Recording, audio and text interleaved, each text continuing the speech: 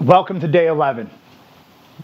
Shake your own hand, give yourself a pat on the back, ask your wife for a high five. It doesn't matter, right? But you made it to day 11, and that's another day closer to who you want to be. Before you know it, it's going to be 311 or 1173 days. It doesn't matter, but you're moving forward, and that's what's awesome. But we're going to start today on day 11. This is part of the healing process. And yeah, we're only 11 days into it, but it's time to start putting these steps into place, okay? Day 11 is about letting go. Yep.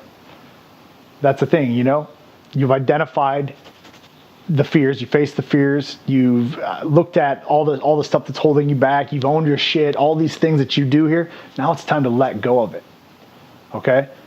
Letting go was harder. I shouldn't say, it was easier said than done for me, right? Even some of the things today, I still struggle with trying to let go of, right? Like anger for me is one.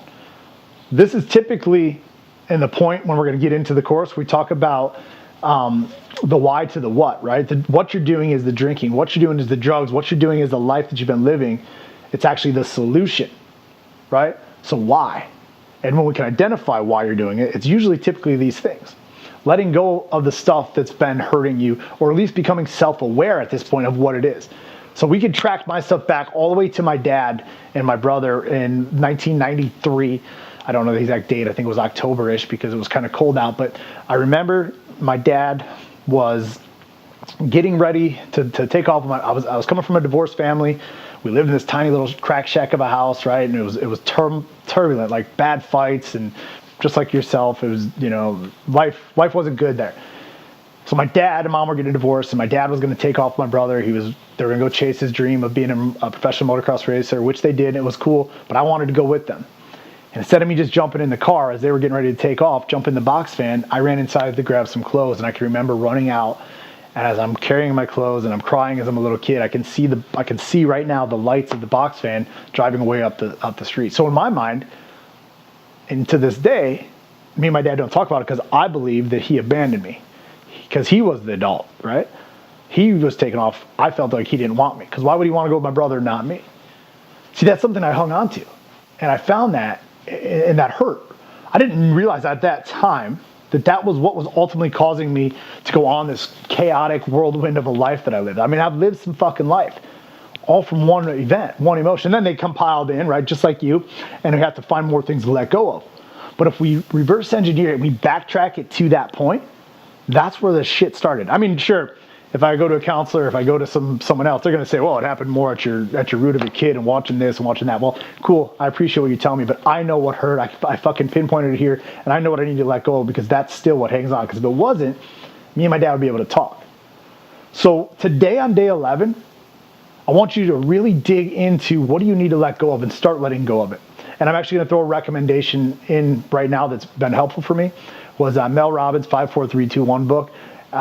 It's if you can download it on Audible or whatever, or if you want to read it, whatever you want to do, but it's definitely something to help buy some time to keep you sober and kind of start letting you, as you figure out what's bothering you, how to let go of it, right? The premise is in the first 5 seconds of a thought, you can let go of it, or you can just change the thought.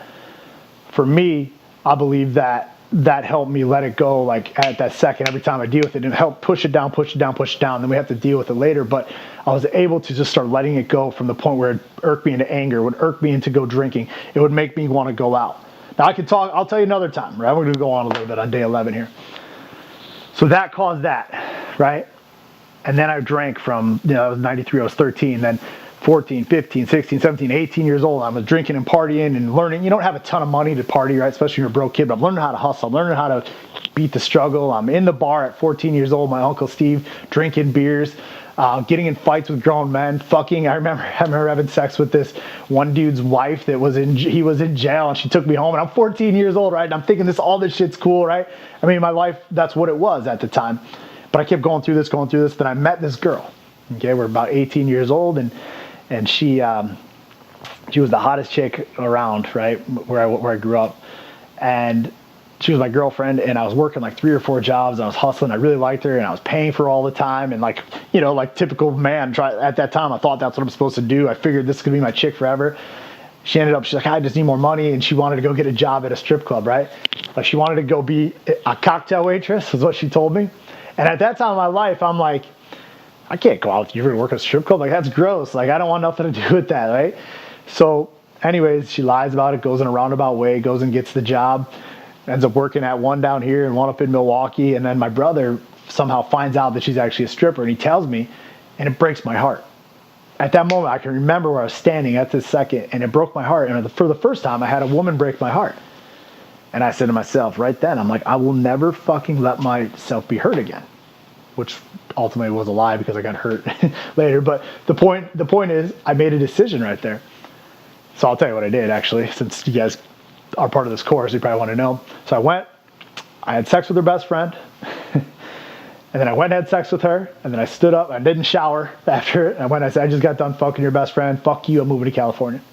Jumped in my car, had $120 and a broken leg, because I got in a fight a couple weeks earlier, or like a week or two earlier than that, and I jumped and I moved across the country to California. And at that point, when I made that decision to never be hurt, I went on a whirlwind of hurting as many people as I could.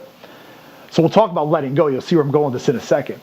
You've heard the saying, hurt people, right? Well, that's what I did. So then I spent the next 7 years of my life becoming this person who was just running away from being hurt because I never could let go of what it was. I was cool. I would get in fist fights. I mean, I had an amazing life. And I'll be honest, doing the drugs, drinking, partying, living in Southern California, hanging out with as many girls as I could, it was a really cool life. But I never dealt with the issue. I never let go of it. I never learned how to cope with it. I just kept digging and digging and digging and digging.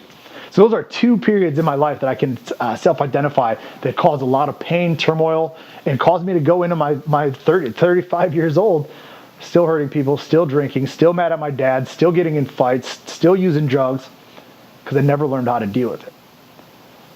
So what I want you to do today is actually find out. See if you can, and we'll get it out on the phone or in the group or whatever we got to do, but start putting some thought into that, right? You think that you came here because drinking is the problem, right? I got a drinking problem or I got a drug problem. Why do you have that problem? What do we have to start letting go of? And get that shit written down. Start writing down the things that have hurt you. We're going to discuss them. It'll help me out later in the course as we go through this. But start identifying it, and let's start letting it go. And the name of that book, so you don't have to go back and look at it, was Mel Robbins' The 5-Second Rule.